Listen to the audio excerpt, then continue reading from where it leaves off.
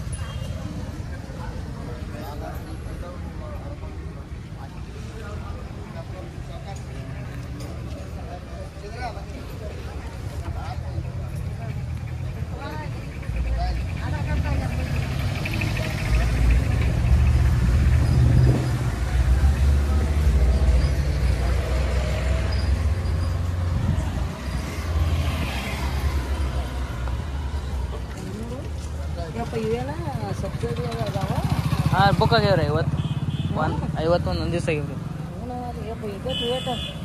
ಆಂಬಲ್ರಿ